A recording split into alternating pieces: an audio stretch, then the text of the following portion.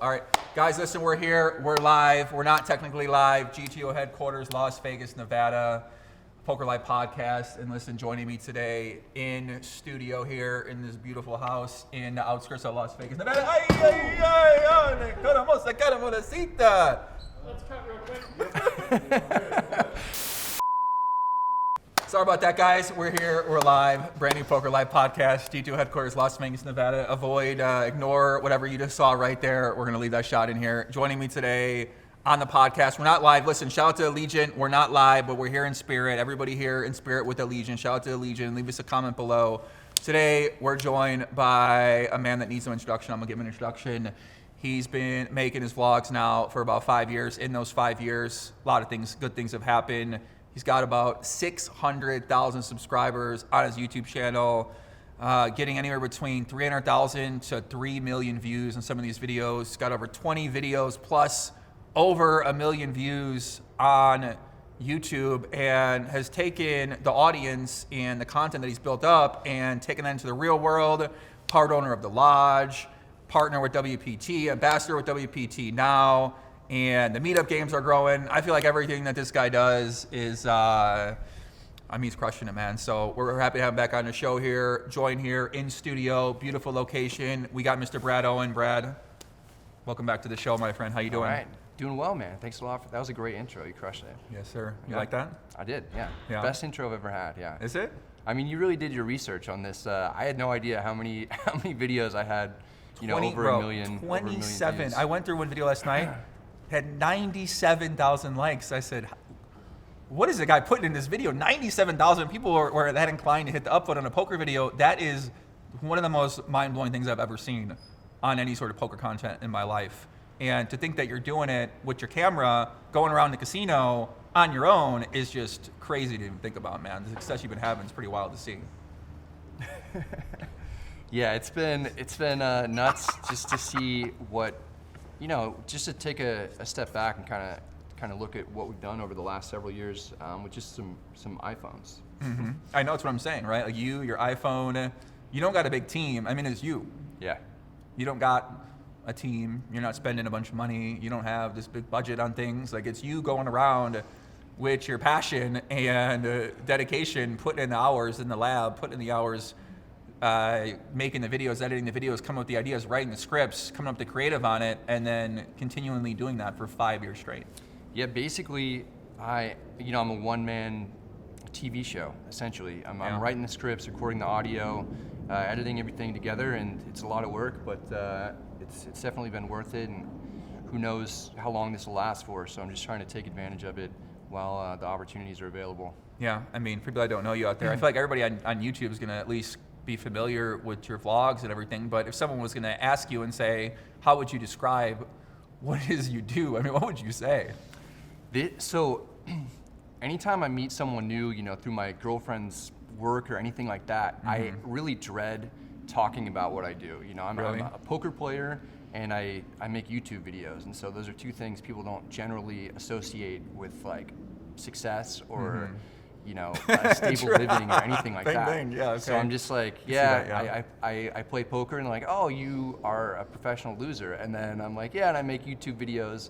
And they're like, oh, you have like, a couple hundred subscribers or something like that. Uh-huh. And it's strange to go into those topics. I feel like there's always a lot of unpacking to do. Right, I mean, because most people don't even know what it means to be a poker player and make money at it, and then people definitely don't know what it means to be a YouTube content creator and be able to have an audience where companies want to invite you to throw an event in their property. Right, yeah, there's so few people who can kind of fully understand everything that goes into my life, and you're one of them, and there's mm-hmm. a handful of guys, Andrew and Spraggy, and so shout Spraggy. Anytime kind of I'm with you or those guys, it's always fun to talk about shop stuff, I guess. It's a good point, right? I mean, you think about poker, a lot of guys do poker, and when you're coming up in poker, you have your poker circle, you have your poker friends. I got a lot of those friends. I still know these guys now. I've been studying poker with in 2009, 2010. And I feel like that's kind of the same way for content, but there's not too many content creators, especially in poker, who've been able to last for so long. I mean, you've been doing it now for since 2016. Yeah. December 2nd. That was when you put Yeah. your first vlog up Yeah, there. so that was almost 6 years ago. That's like 6 years ago, almost to the day now. That's crazy. Yeah. I know. And you've been consistent. You haven't really taken any time off. You've been like boom, boom, boom, boom, boom, boom, boom, kind of just pumping out the content. Yeah, it's been a grind, but still really enjoying it. I feel like there's been kind of different chapters of my my life that have been covered, and some big life events, even including this year, and even my whole community, like growing up, they were hit by like these massive fires in 2017, like the Vegas thing that happened at the same time. Yeah. And, so it's interesting how my poker career is kind of intertwined with some big life events. Mm-hmm. And you're based full time in Vegas as well, right? I am, yeah. And nowadays you're doing a lot more traveling with the meetup games, and you were just on the cruise with Andrew and WPT, and obviously got the lodge that you're a partner in down in Austin. So you kind of have to balance your time amongst a bunch of different locations. It seems like there's some big projects, yeah. Yeah. How does that feel compared to what you're used to doing, which is definitely, it doesn't seem like it's that, right? It seemed like you start off, you go to the casino, you're recording your progress, and nowadays you got all these different responsibilities. You still have your relationship to be able to manage, you got your friendships you want to manage, you got your poker ability, which you're pushing the envelope, right? You're not someone who's like, you're like, how do I challenge myself? How do I keep moving up stakes? How do I play against these certain kind of players? Yeah, I was a professional poker player for a while before I even started the vlogs, and so a lot of the struggles happened before I was able to really display them on YouTube, which part of me is sad about, because that was such a pivotal part. When I went broke, for instance, I had to move back in with my parents, had to go back to school, get a normal job, quit that job to become a professional poker player again, and then started the vlogs. And my goal was always to be the best player that I could be. There's still things that I want to accomplish in poker, and having success in poker is infinitely more gratifying, really, than having success in YouTube. And I think that that's kind of what separates me from a lot of other content creators that are in the space, is that they kind of have seen the success that Andrew and I might have had, and they kind of want to replicate that and become well-known, in whatever category it is, whether it's poker or something else. And I really just want to do well in poker, and I think that if I focus on that and I try to become the best poker player that I can be, the YouTube success is going to follow. Mm-hmm. Yeah, it's going to be a different way. Some people might think about it as content first and then poker second. I mean, I always know I've been poker first for a long time. I was always focused on, if I was good at poker, I knew what I'm talking about, I keep working at my game, I have success at that, everything else was going to work itself out. And it kind of sounds like the same with you, and we can kind of see that in your content where you're moving up stakes. You're playing with Phil Ivey. Obviously, we did that game earlier this year where you had Phil Ivey in the game, 200, 400, some of the highest stakes you ever played. And you can kind of see that you're starting to play more tournaments. You're starting to maybe test out what's possible in that realm as well, too. And it doesn't seem like you're slowing down in terms of what your goals are with your own poker life or your poker achievements or your success. Yeah, for a long time, I was just focused on cash games mostly. And really in the last 2 years, I've tried to do everything right to move up the stakes as I've had success in, let's say 5-10 or whatever. Do that for a long time, do well, go to 10-20, and really show the viewers what it's like to progress in kind of a healthy way. And obviously I've had a lot of success in YouTube, and that's kind of helped me feel comfortable taking shots in some bigger games and supplemented income. And so there were a couple moments where I kind of had to step back and tell the audience, this isn't necessarily a great thing to do, to take a shot in this 100-200 game based on how much I won in the previous year or whatever in poker. And so I am doing this because I feel like the game is good and because the YouTube income is high right now. And so anytime something like that happens, I feel like I really have to be honest with the audience and tell them this this is kind of this isn't a poker only bankroll. Yeah, but I do feel like I have the skill level, and I do feel like if I was playing full time, I would be able to justify taking those shots anyway. But I don't know. It's kind of like a mixed bag with that stuff. Well, that could be a criticism that people might have as well too, right? They feel like maybe this guy moved up the stakes and he didn't work at his game or he didn't try to get there. I don't necessarily agree with that. I think that you've been able to build up your YouTube channel. You've still been working at your game, and with that audience comes opportunity. And people want to. If you're playing in a good game, people want to buy action. Why would they not want to buy action, right? If you tell me you're going to go play in a game and you name the lineup and you got 3 players don't play much poker, why would I not want to invest in that game, right? That's a plus EV spot for you as an investor with a player who knows how to win at the game, who's been doing this for a long time. Yeah, I still really am cautious after going broke initially when I took my first shot at playing professional poker. So I'm cautious with these big games that I play because I don't want to go broke again ever. Yeah. And so I do sell action, and I do try to tell the audience when I am selling action and all this stuff. But yeah, I mean the game that I feel most comfortable at is really like 5-10 at Bellagio. You know, I really enjoy playing in that game. I don't feel like it's still money that matters to me, and I feel like I can, you know, kind of do everything that I want to without being like emotionally wrecked if something goes poorly or something. But then when you start playing 100, 200, and you're playing these $90,000 pots, that stuff is fucking brutal on my mindset if I lose a pot like that. And it's like fun, it's cool to do it every once in a while, but it's so stressful while you're in game that it takes out some of the joy until it's done. And then you're like, I survived that, or it went well, or whatever. Luckily, I haven't gotten hit too hard in when I have taken those shots. And I really only enjoy doing it like once every like several months or something, you know. Yeah, I can tell watching your videos. You know, I was going through some of the vids last night. I was watching the Cabo video that we had, the Cabo trip last year, and you know, me and you were talking before your heads up. It was a big 25K heads up event. You were playing Daniel DeVoris. We were in Cabo at the Nobu Hotel.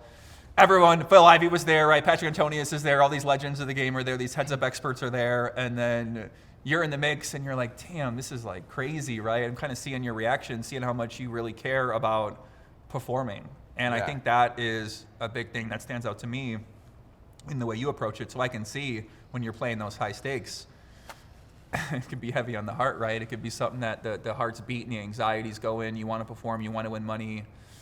Yeah. And you might be hard on yourself in those moments. Sure, I'm just a competitive person, and I've kind of always been that way, playing sports growing up, and then definitely translates into my poker playing. And if I'm not winning, it's not enjoyable for me anymore. So I'm not just taking shots at things just because, you know, for content purposes solely or anything. Like if I'm getting crushed in these games, I don't want to play them. And if I do get smoked, I'm going to go back to lower stakes, grind that money back, and win. Right. Yeah. I mean, I've always been a real competitive poker player. That's how I always thought the game should be. And now I see, you know, there's other directions people go where they are competitive, but they're creating an environment around them where everyone else is maybe not competitive. So if I'm playing in a game and I'm competitive, 9 players, 8 players are having fun, probably gonna be a good spot for me. Whereas I always thought the way to come up with poker was to just be competitive against the best players. You supplement your win rate from those bad players by playing with them, but at the same time, my goal was to always be competing against the best players in my games, battle them, put them in spots, and really work on my game that way, because I just thought that was the way that poker kind of went. Starting to realize now as I get older, maybe that's not the only way to be about it. Well, that's something that's been really cool about this whole poker vlog journey, where I now kind of have access to all these brilliant poker minds, like, you know, Doug Polk, Nick Petrangelo, even when we were in Cabo, you know, listening to like Dan Smith and Lucky Chewy talk about the solver sims, even though it's like super nerdy stuff, but just being around these guys and seeing how they think about poker has really helped my game a ton. Just kind of like, eavesdropping, basically. Right, yeah. You know, you want to hear the way they Jesse speak, right? Sylvia. You're hearing, Exactly. what they're saying. How are they breaking down a hand? What are the terms they're using? How are they think about coming to a decision? Yeah. You learn a lot from the people who are the experts, and as you said, right, in the position you're in now, you have access to a lot of those experts too. You've been working with one of those guys, Nick Petrangelo. You guys did an upswing course as well, the cash game course too. So it seems like you're motivated to keep improving your skill level and keep getting better and better. And would you say that poker strategy and becoming that best poker player you can be is still one of your main goals and vision you have for yourself, and sort of the content and the meetup game and the ambassadorship sort of work together with that? Yeah, this is kind of a new chapter in my poker career that it's been fun to document, where you have this opportunity with WPT to travel throughout the US and throughout the world to play these big buy-in tournaments, and I grew up watching ESPN broadcasts of massive tournaments, and that's really how I got started in poker. And so to kind of come full circle and now be playing these big events and have some success in them, like my goal is to really take down one of these big WPT events in the next I could see few it. years. Yeah, I could see it 100%, yeah. right? I mean, I feel like that's when I look through the achievement progression of your content, right? It started off where you're playing the smaller cash games. As it progresses over the years, right? You took people on that journey where now you're playing consistently bigger cash games. You got big ass chip stacks, big pots, a lot of hands. And then you can kind of see the progression come into the tournaments, and the tournament, you had a lot of potential with that because you never really even tried to do that. No, yeah. So right now you got what, like 60K, 70K? What's the earnings? How much you got right now? 200K now. Right, like, and I feel like Yeah. that's just getting started. Only sky's the limit too. I started the year with like a little over 20K on my Hendon mob, and now I'm at just under 200K. And my goal when the year started was something I didn't discuss with anybody, but it was to get to 6 figures on Hendon mob. So blown past that, and what was really, the last event? What was the last event you had a big score in with that? the Storm X, I right? got 4th in. Yeah. Right. Okay. Yeah. For that counts. It counts on Hendon You're mob, kidding. but it doesn't count for a global. There were some They tough- count the Storm X Invitational on the head. Listen, man, there were some good players in there. There Oh, was some my, Doug those were Polk, cryptic. Negranu, Maria Ho, Doug wasn't. Joe Chung, and and who else? Name my crypto. All the crypto friends. are in David there. Williams. Yeah, I mean, there's a lot of crypto guys in there. Exactly. These guys are Look, firing. yeah, you definitely have to run really well. Such a high variance, Super high 5K variance. tournament, 20-minute levels. It's like almost, it's absurd. Yeah. But you still have to, there is still some strategy that goes into it. And like you really have to pick your spots well and figure out kind of what people's motivations are in these tournaments, and then point. figure out a Right, way right. to Good point, good exploit point. that. Right. Like at the final table, there's guys making massive ICM errors and stuff because they don't really care about the money, right? So if you just sit back, because everybody had like 10 big blinds at the final table, so you gotta kind of like really, like you can't really be patient, but you sort of have to be as well in order to ladder up because they're just ripping it in spots that They shouldn't be able to rip it. Yeah. In, right. Yeah. So you're kind of witnessing that, and you're saying maybe find some more events like this, right? I mean, those events are kind of becoming more popular. Where you've seen the cash games where it's like people will come play for big amounts of money that don't really play much poker.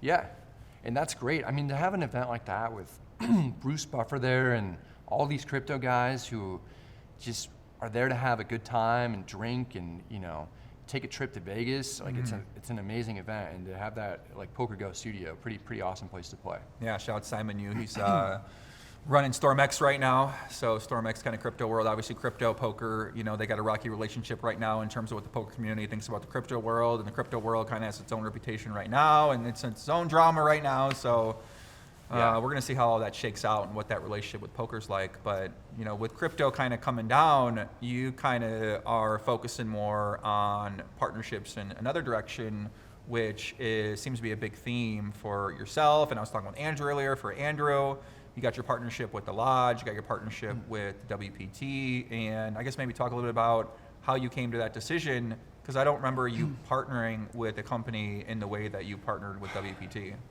I've been super selective with who I've wanted to have long-term partnerships with. I mean, even short-term stuff. You really don't want to expose your audience to a bunch of BS ads and things like that. So I never even really had, like, I get emails every day for companies trying to get me to promote different app games and stuff that I just have no interest in. And Right, so yeah. I've always wanted to protect the audience. There's been some big companies in the past that have reached out to myself and Andrew, big companies within poker that it's hard to pass up these deals that would have made me 7 figures over the last few years, but it just didn't seem like the right time, didn't seem like the right fit in terms of goals aligning, and to have an opportunity to really like partner up with the most reputable brand over the last 20 years in poker, in my opinion. Right. It just made a ton of sense, and I was really happy that there was this opportunity. So it seemed like finally the right fit. Right. Yeah. Yeah. Something that you kind of build for. You wait for that. You want Yeah, to find and someone, especially you. I feel like you're Yeah, I see what you're saying. Well, Right? You try to protect your audience pretty well. Sure. Yeah, and it's just super tough because like there's no blueprint. There's no one that's like kind of done this before Andrew and me. So we were like holding off on these big deals, waiting for the right time and the right company.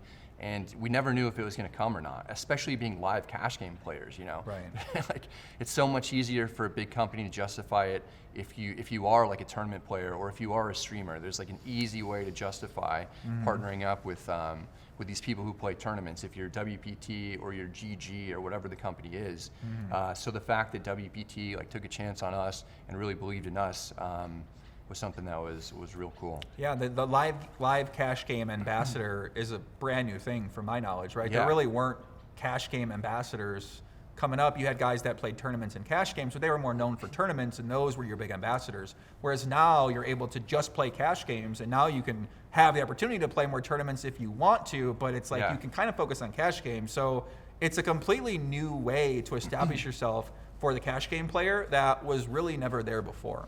Yeah, and WPT has put no pressure on us to play like a lot of tournaments or anything, but they're just, the opportunity's there, they're a ton of fun, and I was worried about how that would look on the outside for people who are like, why did WPT sign this primarily cash game player? Luckily, I've had success like right away in tournaments, and I've made more money in tournaments this year than I have in cash games, and really like enjoying that. Like right now, WPT is going on at the Hard Rock in Hollywood, Florida, and I'm like looking at these Instagram updates, and I'm like wishing that I was there. Getting some FOMO in a little bit? Yeah, Okay. and I can't wait for all that to you know, kind of take place at the Wynn this year. Yeah, I mean, that's how they brought me in too, right? They're trying to blow this event out. They're trying to make it a big championship, and I saw what was going on. I saw their plan for this. I was like, this is a sick opportunity, right? Kind of get hired to help promote a great event. I've already been promoting poker for a long time, just for fun, really. Like, I like promoting World Series poker events. Like, I like documenting the behind the scenes. I like showcasing the great stories, the great players, people I know. And now to be able to partner with companies that have a big vision for the event that they're going to put on, for the kind of experience they want to create for the customer, for the fans. And a lot of companies, like, they don't care about the fans. They don't care about the customer as well, too. Yeah, this is such a unique tournament series. I've never seen anything like it, where you have the largest ever live guarantee of 15 million, which is insane, and then you have all these other like really cool tournaments that they're doing, but you also have some kind of like more fun social stuff that I've not really seen that mix. It's kind of like, you know, WSOP plus like Running Up Reno combined, basically. Right, those two feels, where it's like serious money, but then also a lot of fun ancillary activities. You know, you have like Tony Dunst and Vince Van Patten playing like pickleball with people. Phil Ivey, Doyle Brunson come into the meetup game on exactly. December 1st, right? You know, that's that kind of stuff. I think Doyle Brunson is going to have like a book signing, and Phil Ivey might be doing something with golf. And it's like a different experience for fans to be able to participate with their favorite ambassadors. With legends who are kind of historically, there's always kind of been like some kind of separation between them and like the general poker public. So to kind of like bring down those barriers and have everybody mixed in, you know, playing these big, you know, these high buy-in to low buy-in tournaments and everyone all together is like pretty unique. Yeah, I mean, the one thing I loved that a few years ago, PokerStars did this like PSPC thing where they gave away a bunch of packages to a bunch of noobs. I got to go down there and have a lifetime experience. And with this event series, I mean, listen, they've been nice to me. Yeah. I say, hey, can I give this away? They're like, yeah, can I give that away? Like, okay. I'm like, okay. Like, I'm giving sick giveaways. Everybody's doing some sick giveaways. People are coming out here, going to have a first, like a kind of a, you know, December experience. So I don't know. I think this idea has got so much potential. I think it's going to make a lot of noise. And it kind of starts off with your meetup game, right? So maybe talk a lot about the progression you've had with the meetup game and sort of like the vision that you've had for that series and where it started and where it's come to. Yeah, I think you just have to give Andrew like so much credit for where things are at in the poker industry in general, in terms of poker vlogging and how many, I don't even know. I feel like there's like hundreds of poker vloggers now, and that really all stemmed from this idea that Andrew had, and we've kind of both taken it as really far to a whole new level. But he also came up with the meetup game idea. You know, no one was really doing that with any is prevalence a word? Is that a You know, with any prevalence? right. I don't remember ever seeing it personally. Yeah, I mean, I never did either. Some people kind of try to mention it, that they had these meetup game ideas, you know, back in the day or whatever, but that was something that I was never really aware of. And to invite the YouTube viewers out and to make content, you know, with them, and to interact with them and play with them, not only at the poker tables, but have conversations with them after, and have drinks when there's no money involved, and get to know them on a kind of personal level, is something that's really unique. So we started that really, Andrew had this idea, like he had like 40-something thousand subscribers, and I had like 7,000. And he thought that I was a good person to partner with for this idea, and I was like, hell yeah, like let's do it, let's make it happen. Yeah, and it took a long time for, you know, a property to really get on board with it. We had our first one, I think like 6 months into the poker vlogging thing, or like in the summer of 2017 at the Mirage, and we had 2 or 3 tables going, and it's just really ballooned into like this whole phenomenon where in Tampa we had 400 people show up. We had like 20 tables and a massive list. Like 20 tables wasn't enough for us. And you know, we're doing our first one ever at the Wynn to kick off this WPT series, and with Doyle and with Phil Ivey, like 2 people that like I never saying ain't gonna be enough tables in that place. I know, for this one. I mean, that's gonna be. Well, they're starting it at 10 a.m., so that's not usually a that's time. weird. I was like, what time? 10 a.m. I Poker checked, players I was like, are 10 awake. 10 a.m. Thursday. What are you talking about? People got jobs. They got to work. You know, they want to come hang out with these guys. It might be the only chance you ever get to play with a guy like Phil Ivey and Doyle Brunson. Exactly. Yeah, Ever. he's somebody that I never thought I would ever like play with, and the fact that I played with like both Doyle and Phil in these high stakes cash games in the last really like 6 months is pretty amazing. And then to give that opportunity to people in like a 2-5 game is insane. So what was it like playing with Phil Ivey? So he was sitting on my direct left. I was playing with him, Botez, Magnus Carlsen, Alan Keating, Nemo, Yeah, my man exactly. Mo Yasu was in the mix. Exactly. Shout out to Mo. Yeah. So you sit in there in that lineup, and I was kind of a late addition to that. So you know they'd already been playing with each other. I show up in the midst of the session, playing the really, you know, the biggest game that I've ever played in. I get into the biggest pot that I've ever played, like immediately a $90,000 pot against Alan Keating, and luckily we chopped it. You're just like really trying to be present and play your best, and then it's like a surreal dream, you know. I can't even really explain it, and I tried to capture it the best I could in the vlog and go through all my emotions, but I don't know, it's something that I still almost can't believe that happened. And I had my biggest cash game win ever that day, so that was just like an absolute dream come true. Yeah, I remember you came in a little bit late, had that seat open. I was like, oh, Brad's going to come in the game. And yeah, you hopped right in the mix. You had that big pot happen right away. So obviously Alan Keating, real crazy guy. Yeah. Yeah, I think I could have anything. So I can see the nerves racking, especially when you sit down, you're kind of getting comfortable with those stakes. And that was the biggest stakes you ever played, was that game that day? I think that was like the 3rd time I basically played 100, 200, no limit. But with the way that the pots were going and how many, you know, like how much was on the table, and Phil Ivey on my left and Alan Keating on my right, just sandwiched in between the two of them, was nuts. Yeah, that was. I was watching that vlog last night actually, so I kind of saw you document the hands, and thought that one was great. Yeah, it was sick. Like, that was the first time I really felt like I ran above EV. In a massive game like that, I felt like I ran below EV in some of these other 100, 200 sessions where I essentially broke even in them.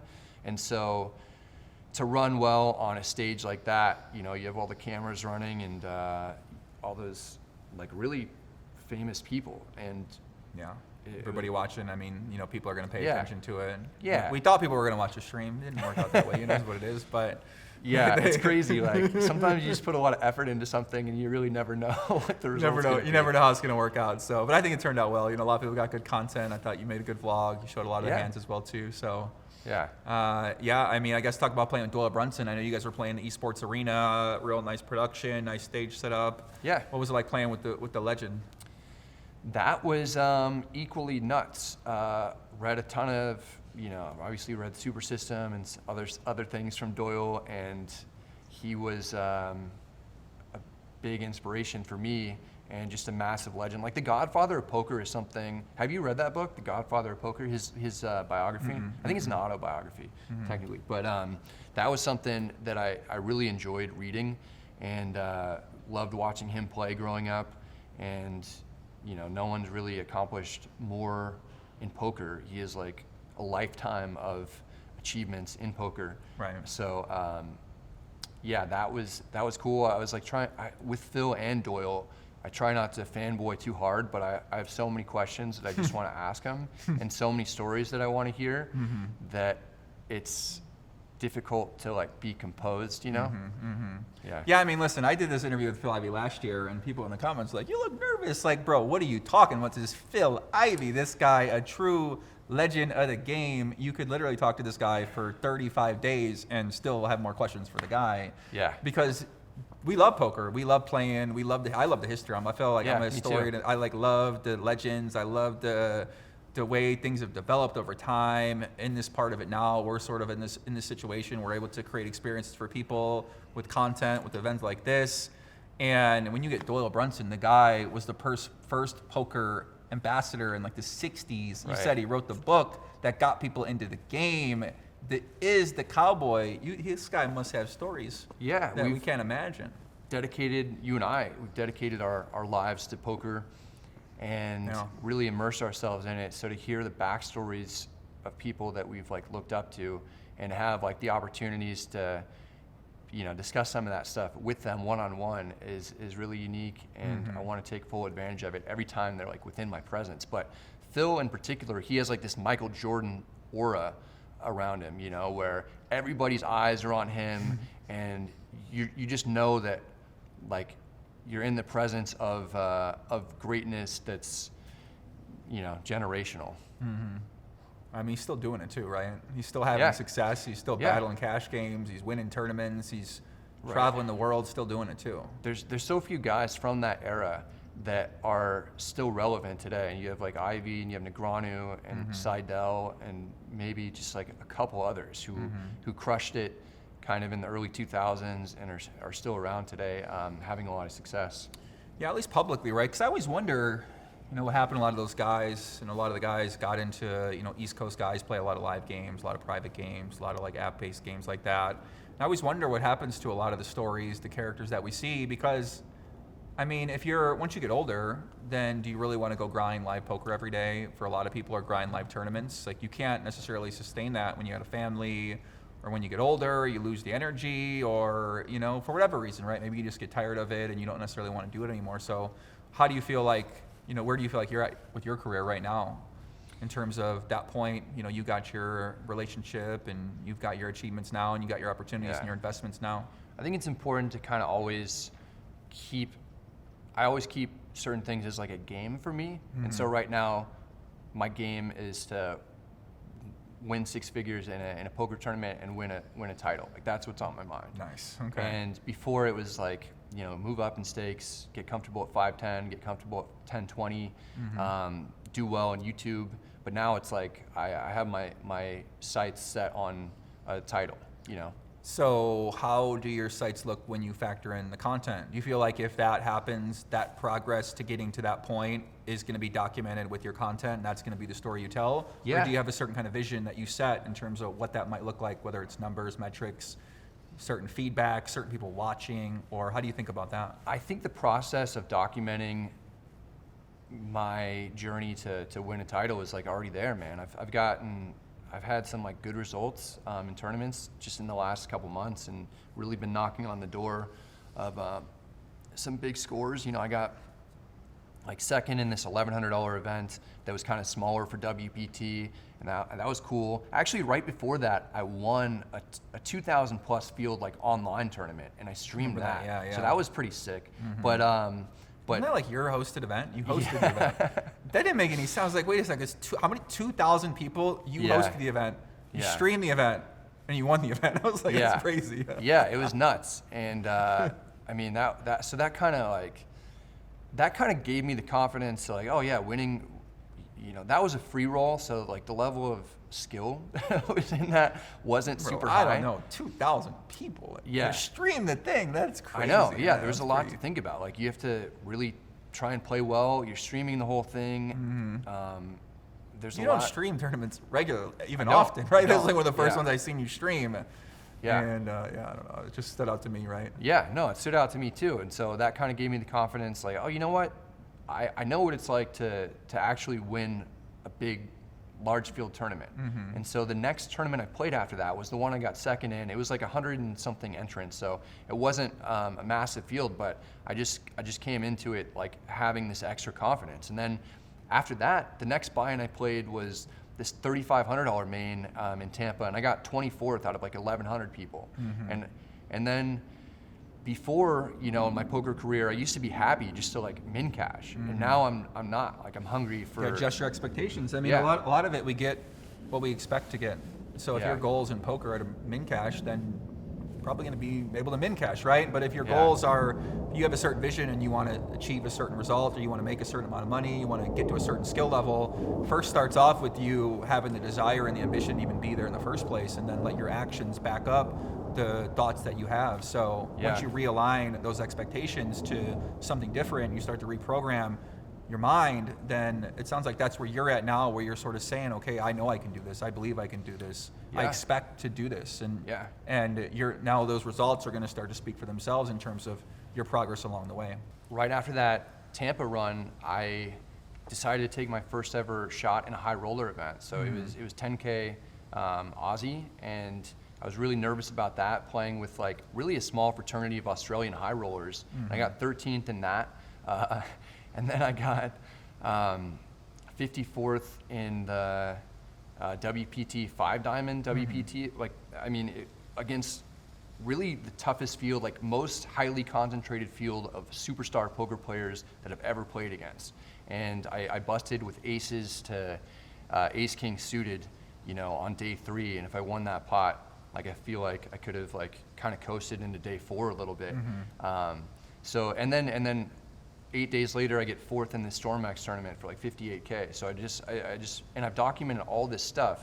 So I feel like I'm putting it out there, and I'm just really ready, and I feel comfortable now making it deep in tournaments, and I know what it takes.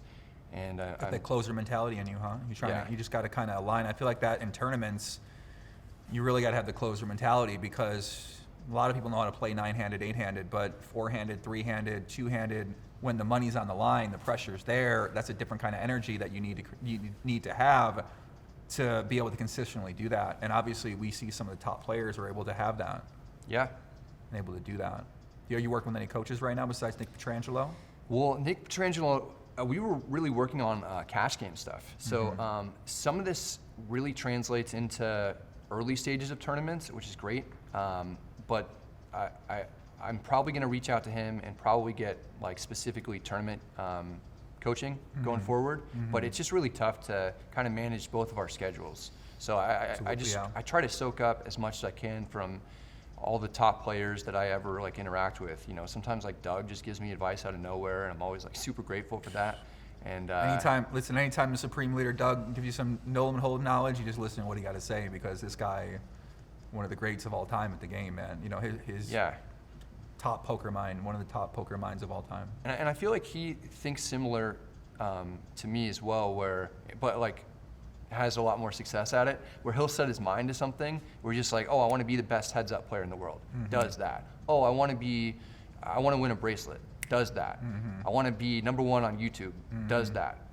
I want to open up the Lodge Poker Room in Austin. And then it's really cool to be on his team for this stuff, and see how he just focuses like all his energy into making one thing like amazing. Yeah, he's been one of my favorite people to work with, for sure. Just he thinks like me in a lot of ways, where he's got that, I'm going to put my mind to it and I'm just going to make it happen. And working with him over the past, 12, 13 years, no, this guy 13 years, and we did a lot of content together for maybe like 2015 on.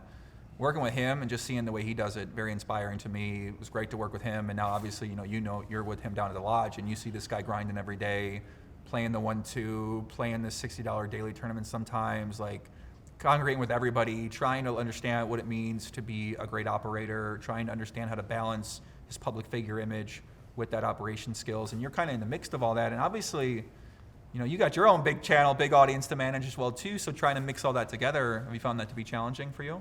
It is challenging, but it's a really fun challenge, But yeah, just seeing, how much energy Doug puts into the lodge stuff and like really operating it from a player first standpoint. That's what we've been wanting forever, bro. I mean, think about it, right?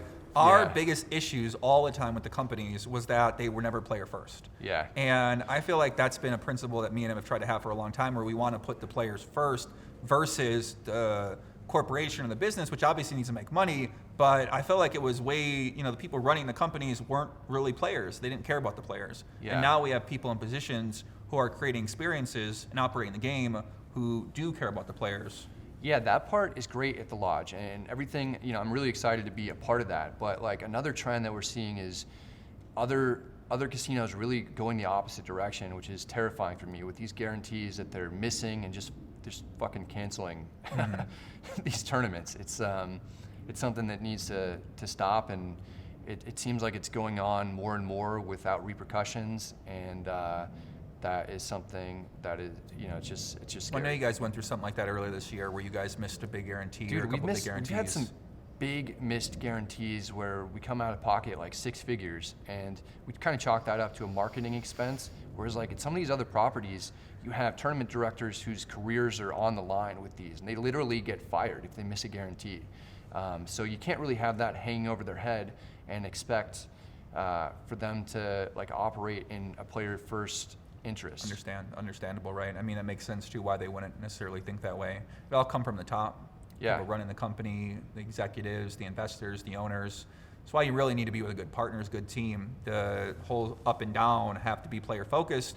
Now, obviously, we've seen new people come in and they say, all right, we did that, great. Now let's do it a different way. And when that happens, you got to kind of adjust your strategy from there if that time ever comes. Yeah, we're certainly going to adjust things going forward, and maybe not be so aggressive with certain guarantees that we had, or adjust tournament structures so that we can kind of more easily hit these guarantees or whatever. But yeah, I'm just super excited with like everything that we have going on with that project and building it out. And where I'm at right now with my career, it's really about building long-term investments that'll last longer than perhaps the YouTube channel will. Exactly. And setting myself up for the future and setting up my family for the future. Exactly right. You're trying to build ideas that are going to last you 30 years, 40 years, pass down to your family, whether that's equity in companies, whether that's your own company, whether that you're a silent partner, an active partner, anything that could be. Yeah, exactly, yeah. What kind of investments right now are you primarily focused on? I mean, certainly the lodge. It's the biggest investment that I've ever made in anything personally, I had to invest a lot of my own money into it, and then a part of my equity will, be vested over time based on how much effort I put into it going forward. Got it. So that means like what content, being involved in it, or how do you guys think about that? Yeah, creating content from it, and then just being there as much as I can. Yeah, makes sense. I mean, that's something you got to balance, right? Because now you got the meetup games that are all over the place. You're getting opportunities from WPT to travel all over the world, and that's only going to get more and more as well too. So now you have to figure out a balance between your family, your poker, becoming the tournament god. Yes. You tell me now we start at 6, 7, 8, right? So and how are you feeling about that? If I didn't love all this stuff, then I would be super burnt out, You But wouldn't be doing this right now, I enjoy it. I do feel like I'm sacrificing like a good amount of things to kind of like keep all these things rolling.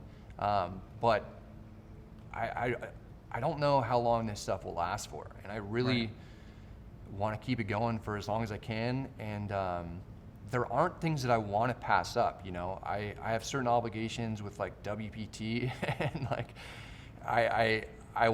I'm like way going beyond those obligations because I don't want to miss like any tour style. I mentioned earlier that like I feel like I'm missing out with this seminal Hollywood thing that's going on right now. But like I felt I had to miss it because it's like so close to Thanksgiving, and I want to be there like playing all these events. And sometimes I do need to kind of just take a step back and kind of like have a mental break, but I don't really have that in me to do at the moment. Yeah, I mean, I think for me, when I look back, I wish I took way more mental breaks, because those mental breaks are the time you get to quiet your mind, you get to realign yourself, you get to figure out what's been important to you. You know, was poker really that important? Was the family that important? Should you maybe try to find time to allocate the energy differently and spend more time here with this relationship on this project and over to here? And I know for me, that's been helping me out a lot as I've sort of progressed through my career and gotten older in my career. I feel like you're at that point now where you're kind of foot on the gas, and now you're starting to see the fruits of all the work you've been putting in. So you're like, hell yeah, like let's go. I want to go here. I want to go here. I want to do this. I want to do that. Plus, you said you're hungry, so you're hungry for that title. We hungry for we hungry for poker success. Yeah. You know how that goes. The grind doesn't stop in the mind of that kind of player. Yeah, I've got a lot of momentum going. I feel like I'm playing the best poker that I've ever played, and I feel like I'm really running the best that I've ever run. And so when you have that all going for you at once, it's hard to like take a break. Listen, we got these shots over here. Let's take the shot. We got a shot for the Legion at home. Shout out to the Legion tequila. Cheers, man. Cheers.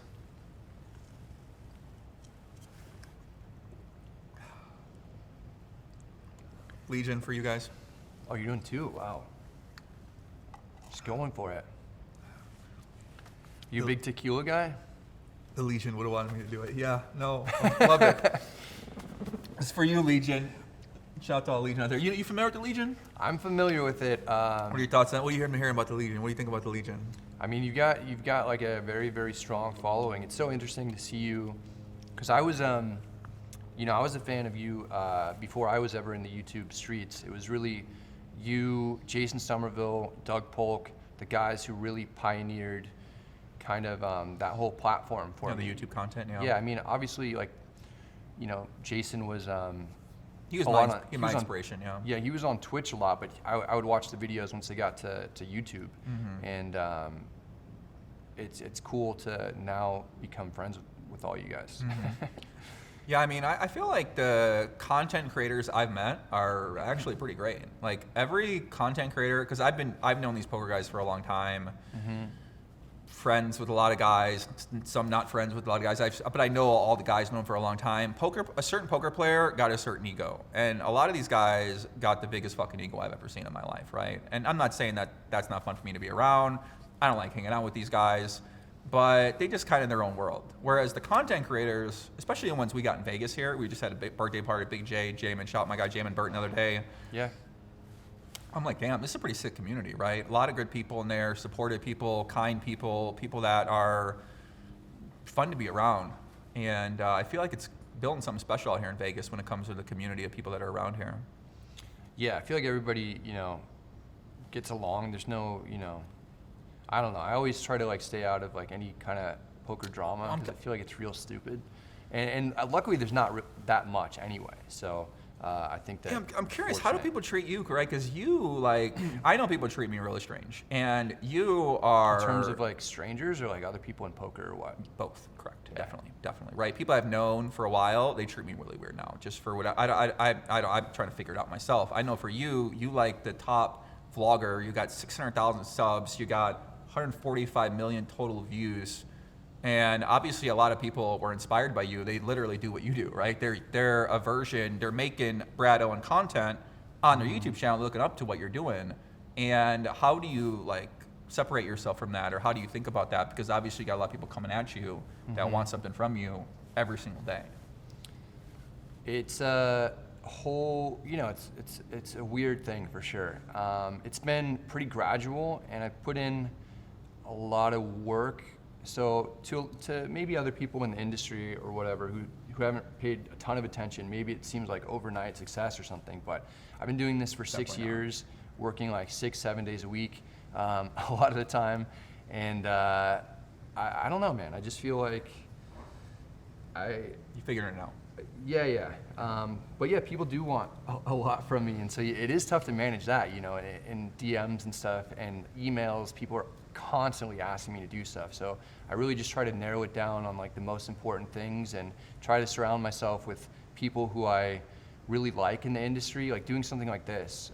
Like I really like talking to like someone who I've known for a long time, and we've obviously like hung out outside of poker and had some fun times together in Cabo and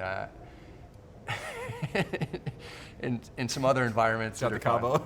Yeah, the legendary Cabo trip, the one that we never speak of again. But it was a great time down there. Yeah, I see what you're saying. I mean, I kind of same way, right? I've always kept my circle pretty tight in terms of who I've been associating with. You know, I always said in the past, like I got like a 5-year rule. You know, I got to know you for 5 years before I sort of let you into what I'm doing, because a lot of people are trying to get in, they're trying to hang out, they're trying to be with you. Sure, they're great people, right? But at the same time, that's sort of been my approach, just because you never know what people's agendas are, or what they're after when they're coming at you. Yeah, I mean, it's usually pretty apparent when people are kind of have like some ulterior motives or whatever. When they want me to like do some things, they can put my name in like some title of some video for like clickbait stuff. And you know, I've done like similar things in the past. Like I understand what it's like to grow a channel, and so I try to be cognizant of that thing. And I basically try to give like every YouTube vlogger like a freebie. So I'll give them like one shout out in a video or something to help them like get kickstarted, and then you know I kind of like let them do their be thing after that. Yeah. Let them do their thing. I mean, right? Andrew gave me a shout out in one of his vlogs earlier on, and it really helped me at that point because he had a much bigger he's channel. really great for that. Doug did the same thing, and I'm just so appreciative of like the people who did that for me, and so I do try to like pass that forward. But it's also tough to balance my own content and not make it too focused about things that not everyone is gonna, you know, care too much about or whatever. But I also do want to help out people who are like inspired by me or Andrew and have their own goals and ambitions. Do you have any favorite up and coming people right now that you're paying attention to? I got a few. I'm going to share them. I want you to share first, because I've been finding a lot of inspiration in some of these younger people that I'm just kind of watching their grind and watching the way they're moving around. To be honest, I don't have too much time to like watch extra poker content. I'm just making videos like grinding 30 hours a week. And in December, I'm going to be making videos like 50 hours a week at least. Do you have an editor? Are you doing this don't. yourself? I'm just doing it myself. My You're brother still helps doing it me out.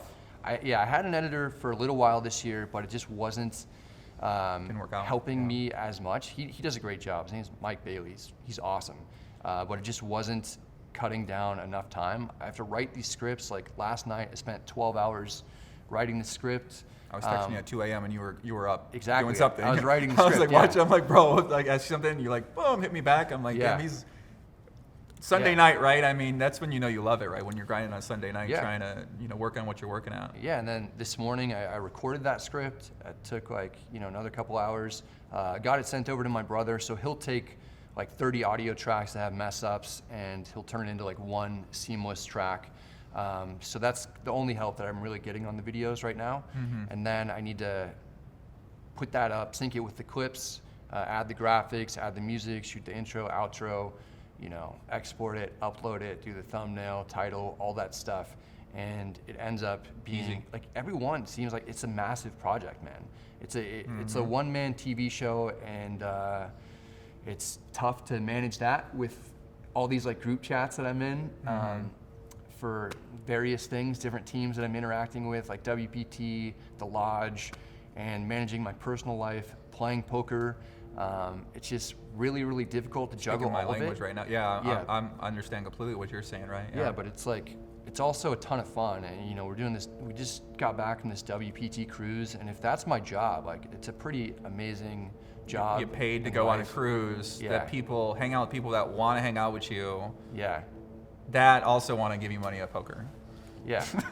It's kind of great. I mean, right? Yeah. It ain't a bad deal. Like, wait, they're going to come play poker too? I mean, I don't know. I've seen these guys on Twitter recently. So I got to, I've been some of these creators, right? Like Rampage, I met him and I was like, damn, he like a younger version of me in terms of what I think I'd be doing if I was 23 these days.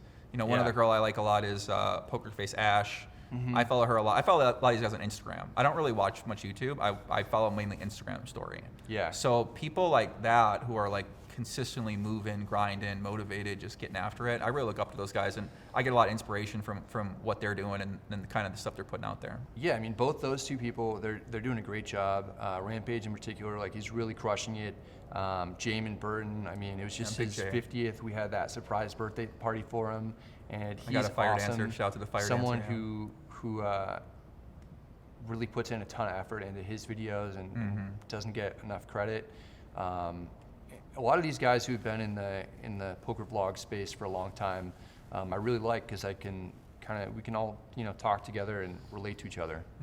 You mentioned family earlier, right? You mentioned your brother, and obviously you had something big go down this year. You had your dad passed away. I know that was obviously right here, a huge part of your life. He's coming to meetup games. He's a big part of your story. Got you into, really inspire you to play poker, inspire you to get into poker content, right? Kind of had your back, had that support. Yeah. So maybe talk a little bit about just what that experience was like for you. Yeah, it was really the reason why I started doing the poker vlog stuff, was to show my family and friends, my parents in particular, what my life was like as a professional poker player, because they always wanted me to kind of get out of poker and have a normal corporate job that they could tell their friends about and stuff. So they were so proud of me as being like a CPA when I was going that route. But me, internally, that was the most kind of depressed that I'd ever been. And so to show them what my life was like, and to show them that I wasn't a degenerate gambler and that I actually had skills in poker, was something that was special for me. And right away, my dad just loved the poker vlog. He loved the interaction that I had in the comment section with people. He loved the meetup games, and went to really like all the meetup games that were kind of in the area for him to go to. And one of the last conversations he had with me was at the end of June. It was like during the WSOP, and he came out there, and he was so happy to go through the hallways and see people like interact and say that they appreciated the poker vlogs, and he would talk to them and like get to know them, and so one of the last things he said to me was just like how proud he was of everything you've done, everything we've done, and to now really work closely with my brother to grow the channel. And my brother and I started the second channel where my brother's more involved. It's a clip channel. So create an opportunity for us to work together and grow something together is really my favorite achievement in everything that's come about in the last 6 years. And the last conversation that I had with my dad was actually about the biggest cash game win that I had, about that session with Phil Ivey and everything. And so that was really cool. I wish that he was able to see kind of the tournament success that I've had more recently. And I feel like him passing away has kind of fueled me to like want to be even more successful. And I feel like the rational side of me doesn't believe this, but like this emotional, wholehearted part of me feels like he's somehow helping me like run better in these tournaments. And so it's been a special like a couple months. Yeah, man. Yeah, I feel like this is very similar to Rod Tidwell and Jerry Maguire. He's like, I'm not gonna cry, man. I'm not gonna cry. But this is like emotional stuff. I'm reading through the post earlier, right? You mentioned your dad was at WSOP going around with you, seeing the fan experience with you, seeing people interact with you. Obviously, he loved poker. He inspired you to get in there. See your son have success like that. It's gonna be one of the best feelings of all time, right? Yeah, definitely. Yeah. What do you think you took away from maybe things he taught you, or principles, or something he instilled in you that is going to live with you forever? Dude, he just came up from such a tough upbringing. His dad ran out on him when he was 13, and his mom passed away when he was 17. And he had an older sister, but he was just the man of the house, and the oldest male of like 5 siblings. So he just never complained, took everything in stride, and came from nothing and built a great life for himself to really pass that down to me and my siblings. So we didn't really have to struggle as much. And my goal with my life has been to take the opportunities that he's given me and to build on that and to build a better life for, the two girls that my girlfriend has. We've been together for 4.5 years and we live together now, and eventually hopefully we'll have a kid or two of our own, and I hope they have a better life than I had. Yeah, you look to instill those same things in those kids that you're helping to take care of, any future kids you have, your friends, your community as well too. Yeah. So I really just want to work hard for my family and kind of like, I feel like I've won some kind of random lottery, and if I'm not fully taking advantage of it and doing everything that I can with it, then I kind of have a little bit of a burden where I'm like letting myself and other people down or something, I see what you're saying. Yeah, I see what you're saying. You're basically saying you're in this position, you got this opportunity, you have people that want to work with you, want to support you, want to be a part of what you're doing, and you feel like you have to do something good with that. You have to create something good out of that whole entire experience or opportunity or possibility that you have. Yeah, for sure. Interesting, yeah. Yeah, I mean, I guess when you think about moving forward, right, it sounds like your dad, a big part of that support system. Now it sounds like you brought your brother in. He's kind of your support system as well. You kind of give him an opportunity, teaching him the ropes, kind of letting him manage the YouTube channel. Yeah. You got about 30K subs on there, 1.2 million views on there. Obviously, sky's the potential on that too. So I think that's awesome. Really kind of get him involved and teach him how to do that. Just growing up, my brother taught me so many things. He was like a third parent. He helped me, he really got me into poker, playing around the kitchen table with him and his college buddies. That was my first, and my dad, that was my first introduction really into poker. And I kind of took it and ran with it.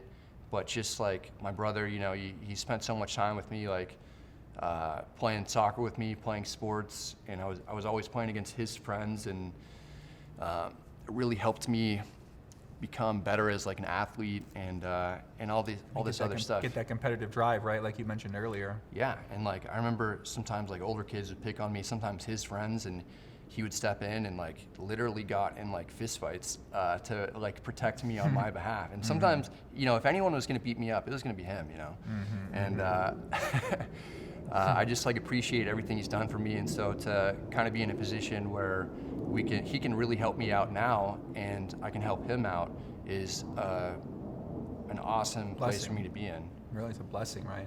Yeah. Be able to provide for your family, someone that supported you for so long, be able to give them a position where they can make some money, learn a skill, learn how to operate. I mean, operating a YouTube channel, it's a great thing to learn, man. If you understand how to do that, then you can make content about anything if you really wanted to. Yeah. So it's a good opportunity for everybody. Is he going to be at WPT Championship? Yeah, I won a couple. Out here? I won a couple seats. Get this guy out here, bro. Yeah, I won a couple seats to the WPT World Championship, and our family's obviously gone through a lot this year with my dad passing. My brother's helped me out so much. Yeah.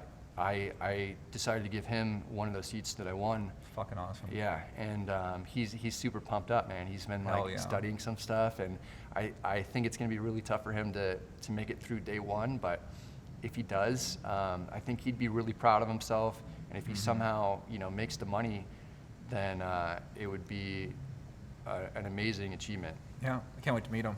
Yeah, I'll meet him pretty soon. It's exciting. When's he coming out here? Let's see. I think he's probably going to play day 1A. I'll probably play day 1A as well. His plan is to come out a few days before then, kind of play some warm-up events, and then, like he's never played like a $200 tournament, so he's just jumping right into like a 10K. That's crazy, bro. Yeah. That's what I love about these events, right? They give people a chance. Like, I'm about to give away, I just gave away a package last night. I'm about to give away another package to somebody. I'm taking someone that never played before. Like, I don't know if that's the right way to go upon doing it, but it's my discretion. So I'm going to choose someone that never played before.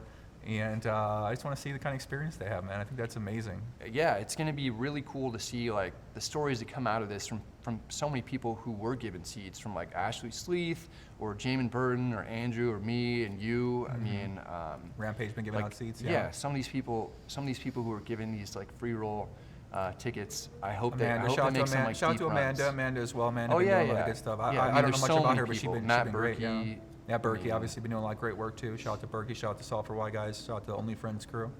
Definitely.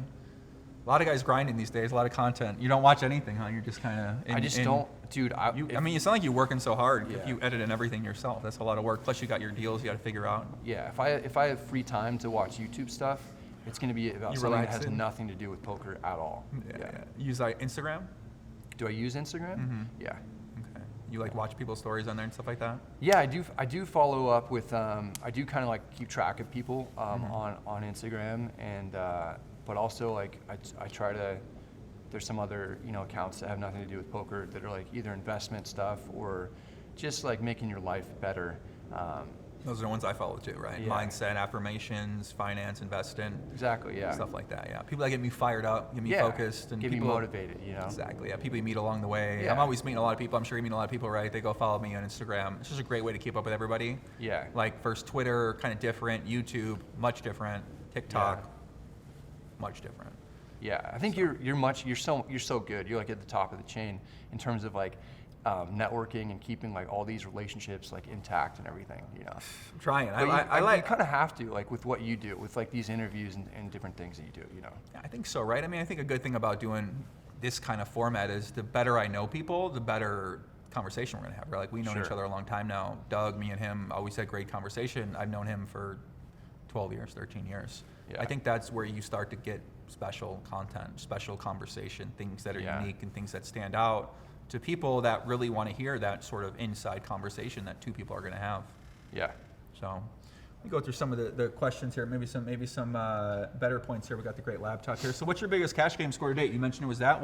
How much did you win? What's your biggest session? I won $48,000 in that one with Phil Ivey, and I sold half myself. So I ended up to Doug. You said you sold some to Doug. I sold 40% to Doug and 10% to another buddy. Yeah.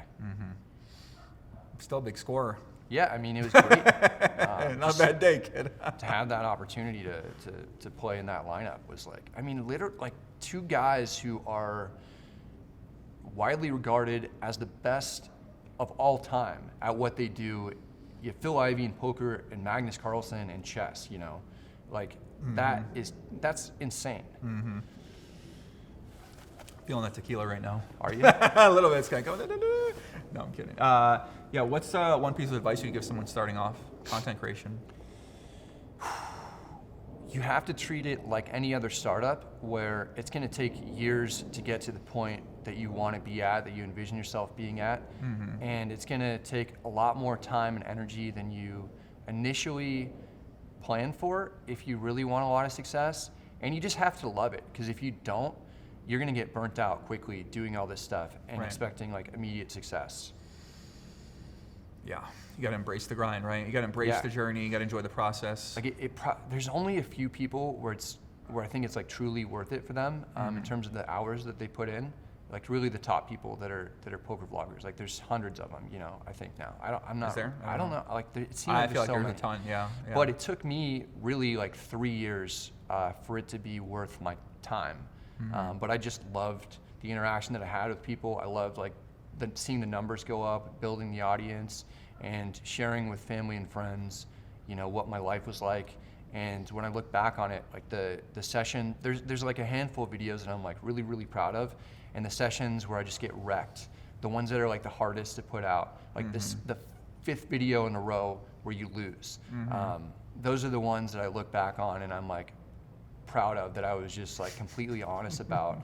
And so I can show people who are 15 to 22 what poker is really like. Is that your demographic? You have a lot of younger people? Not really. I mean, it's a lot of like 36? older people, but it's the younger people who reach out to me and say, "Oh, I love what you do. I really love poker, and I want to play for a living." And I feel like I have a responsibility to them to show them, like, dude, like I went through a ton of struggles before this vlog even got started, and I feel like it's not all glamorous. It's not all glamorous, yeah. Right. And so I just think it's the most important to show these videos where I get crushed. And so the last video I put out, I lost $30,000, like my biggest ever loss. And it was all on stream. It was at the lodge, where I'm part owner of it. And it's like borderline humiliating. Really is. Bro, really. I remember I played live with the bike one time. and I like lost. Fuck. And like you get in your own head, and you're like, Yeah. oh my god, everyone's gonna think you're a big donk, and like you Yeah. want to look good. Sure. You want to feel the same way. Yeah, I but know, then yeah. you know, now that video is out there, like I'm really glad that it's out there. Like that's part of my poker journey, and you know, I'm gonna look Glad back you at that documented in that, like yeah. 5 years from now and just be like, yeah, man, that was my biggest loss ever at the time. I think when you are moving up in stakes and you're growing as a player and you're like, I hope my biggest loss ever is like $1 million. I hope I'm in a position where I can lose $1 million comfortably. Like, you don't think Doyle Brunson's had like a 30K loss in his career? Yeah, of course he has. And he's had much, much bigger losses to get to the point where he's at, and so is Ivy and Negreanu and all these great players, and I want to be in the realm as them at some point. Yeah. What do you think the biggest differences between the stakes are? It's weird because you have a mix of like the best players in the world sometimes that you're up against, and just these really wealthy businessmen who are terrible, who can't beat like 5'10". And so They can beat any game. Yeah.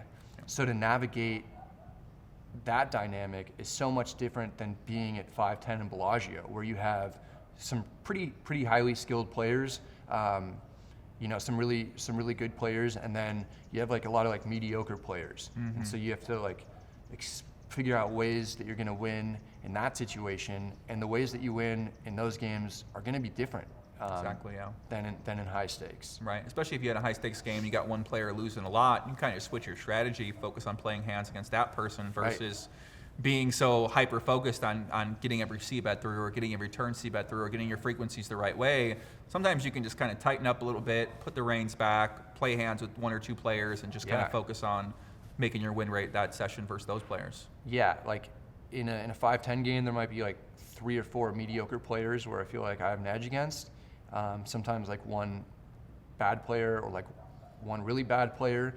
In high stakes, like even just 10-20 at Bellagio, I feel like that's one of the toughest games in the world, just because you have,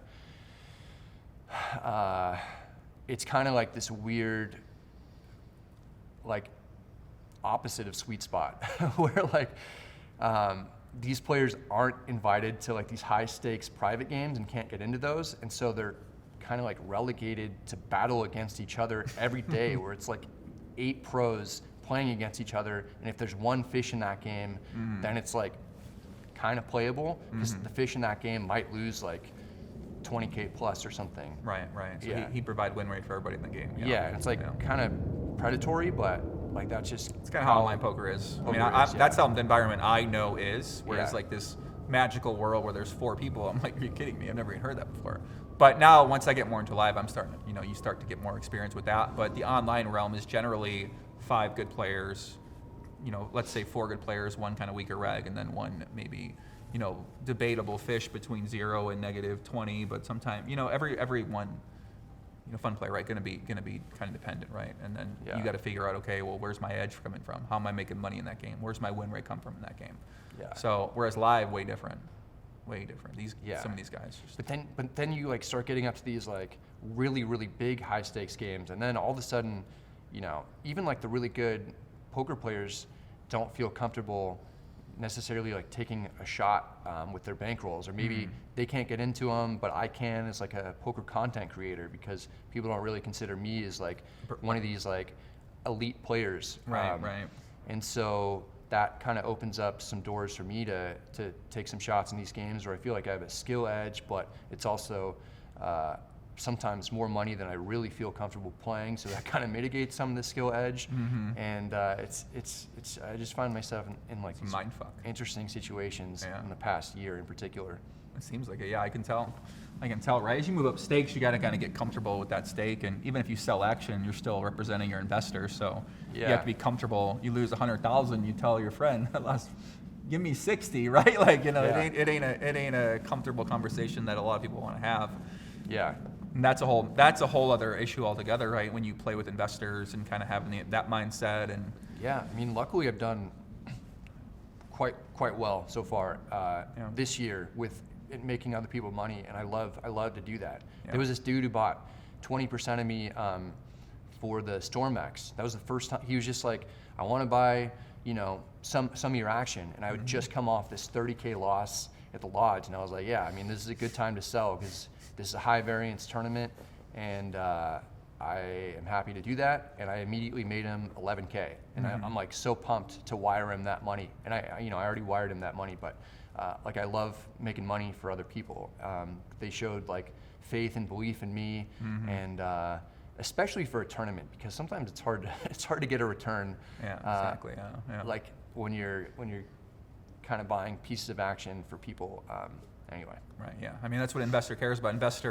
When I look at someone I want to invest in, whether it's a company or whether it's a person, I want someone who's got a certain vision or ambition, and if they want to return me, some people don't care about making you money as the investor.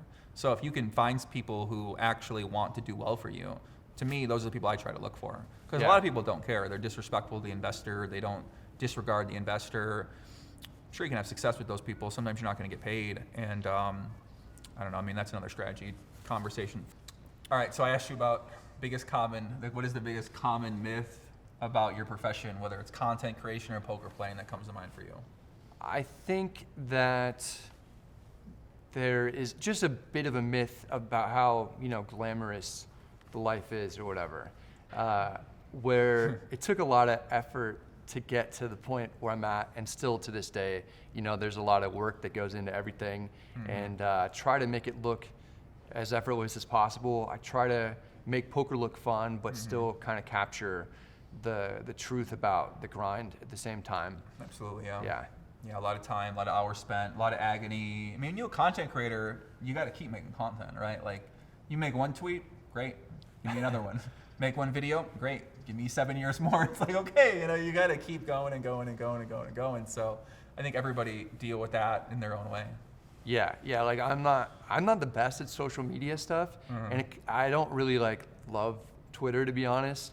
I can tell. So yeah, so you know, I do want to like keep up with the fans and let them know about opportunities, about, you know, different things that are going on. So it's always kind of tough to balance that Absolutely, situation. Yeah. I think you're great at Instagram. You go with your profile. Well, Instagram is great. Like, I think that's the perfect platform for updating people on like how a tournament run is going. You know, people want like up to the minute updates, Yeah. and You so did a good job with your story on that. Yeah. so that's like really cool to show like these all-ins and everything. Sometimes it takes me like weeks to get to that with the YouTube vlog. So people already look up results. I'm like wondering, how are you like able to play? Because when I play, I can't like pull my phone out like, oh, I gotta record this. Like, I feel like weird, you know what I mean? Yeah. But and also I'm focused, but you're like every all in. You're like the 10K WPT Diamond you played when you went deep in that. Like, you were recording every all in, and like the river would come and you like get sucked out on it. I'm like, bro, I would want to blow my brains. Like, want to fucking, I'm not recording any of this kind of thing. But you're perfectly fine with just putting it all out there. For me now, I'm at a point where I'm like excited when something comes out and I know it's gonna be like fun for people to see, even if I get wrecked in it. And so that's that. I take a bad beat. You got a different mindset. I see. You kind of flip it around. That makes a lot more sense what you're saying. Yeah. I do have to kind of like play a game with my mind so that I don't get super pissed when I get like bad beat or whatever, you know, where I'm just like, oh, this is all part of it, and I'm trying to kind of teach other people how to behave at the poker table as well, and want to set a good example. Got it. You don't want to have a Mike the Mouth Mattisau where you're blowing up. Fuck, nothing like that. Yeah, I don't want that throwback. And you know, I try to be nice at the poker table, but then when I am knocked out and I have a few minutes to decompress, and I do think about how bad like a certain beat was or whatever, sometimes it does eat at me, and I get annoyed like the more I think about it, like later on, almost after the session, and have like almost like nightmares about it. Yeah. What do you think the secret to a good title and thumbnail is on YouTube? Because you like a title thumbnail god basically with your stuff. I mean, I don't know how. It's crazy. That's great. I don't know how you do it. I don't know how you do that. It's crazy because like that's just something that I put the least amount of time into. Usually when I'm uploading a video, it'll take me like 15 to 30 minutes to upload the video, and I'll make the thumbnail in like 2 minutes, and I'll create the title in like another 5 minutes after that. So I spend like 20 to 30 hours actually making the video, and then like a tiny bit of time doing the packaging on it. But that packaging ends up playing a big factor in how many people actually view it. So it's like frustrating for me. I wish it didn't have anything to do with it. Right. Because sometimes there's like great videos that I feel like I made that get like minimal views because the packaging isn't as good as like some other video that may not be as good or whatever. Yeah, I mean, a lot of creators, like they say you should spend more time on the packaging sometimes. Like you should spend equal time on the packaging as you do the actual editing content itself. And a lot of people say a mistake people make is they spend more time on the editing versus thinking about how the title and thumbnail play a part in what you're watching in order to get people to watch your content that also work together with the other ancillary content you're doing on your YouTube channel, your Instagram, and your Twitter as well too. Yeah. So it's like a different way to think about it. And I mean, I'm surprised that you say that you don't spend that much time because obviously you figured something out with these titles and thumbnails to get people that interested in everything that you're doing. Obviously, but when you look at the comments, there's thousands of comments that are like locked in, and obviously that all comes from your actual video itself and the preparation and time and effort that you put into that. Yeah, luckily it's something that I was like naturally good at. You know, I think of like some keywords, something that happened in the video, the most exciting point, capitalize that stuff, add some exclamation points, make it seem fun. People have like 1 to 2 seconds before, you know, while they're deciding what to click on. So you want to do something that's going to captivate someone's attention in that 1 to 2 second span before they click on something else. And luckily I figured out a way to like do that. It's been natural. And, you know, I think that the fact that people subscribe to the videos after that and do engage in the comment section is kind of a testament to the content that backs up the title and thumbnail. So they know in the future, they know what they're going to get, right? This guy ain't trolling me with his thumbnail. Like, he tells me we got a big-ass pot. Yeah. We have a big-ass pot in the video, right? Like, I mean, you give them what they expect to get. Sometimes it's tough because I decide whether or not I'm going to vlog a cash game session before I get to the casino. And sometimes that session isn't super interesting. And sometimes I have to create... Cut it, or what do you just make something out of it, or do you just say... There's like a couple times a year, like maybe like 2 or 3 videos a year that like I might just be completely card dead and I might win a little bit or I might lose a little bit, but there was just not enough interesting hands to create a full video out of it. But poker is so intrinsically like fascinating that I don't have to be super creative to come up with a storyline for every session that I play. Like the cards tell their own story for like each session. And so it's great for what I do. But yeah, I mean, sometimes you just have those sessions where like nothing happens, you know, but it's pretty rare. Let me really wrap it. I feel like I got a lot more, but all right. Give me one piece of poker advice for people out there watching.